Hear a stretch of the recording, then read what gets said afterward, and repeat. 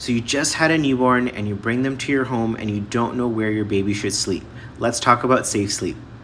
Peds Patrol here, and there's a difference between room sharing and bed sharing, otherwise known as co-sleeping. So of course, if the baby gets their own room, then they would have their own room and their own crib with a baby monitor that their sleep-wake cycles, when they have to go to the bathroom, and when they need to feed.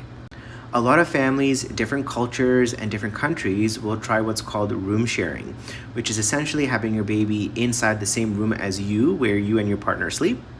But that baby will have their own crib and their own space. What's very popular these days is co-sleeping, which is where the baby will sleep in the same bed as their parents. Now, the Canadian Paediatric Society and the American Academy of Pediatrics have made statements about not recommending co-sleeping when the baby sleeps in the same bed as their parents. And the reason being is that there may be a theoretical risk of increasing the risk of SIDS, which is sudden infant death syndrome.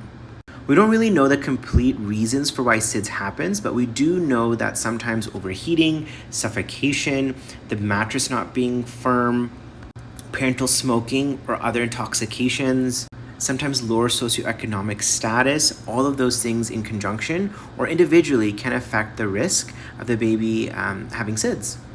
They do, however, recommend ways that we can reduce those risks, which is having their own bed, whether it's in the same room as yours or in a separate room. The benefits of room sharing include having more interaction with your child when they're in need. There's more opportunities for physical touch, music, sharing of spaces. It also helps with maternal baby bonding and paternal baby bonding. And there's actually data to show that room sharing can help reduce the risk of stress in the baby by reducing cortisol levels because they know that their parents are nearby. The Canadian Paediatric Society does recommend room sharing for the first 6 months of life if it's possible, because we do know that those benefits are really good for both the mom and the baby. Now, SIDS is quite rare, and we still don't have the exact reason why it actually happens.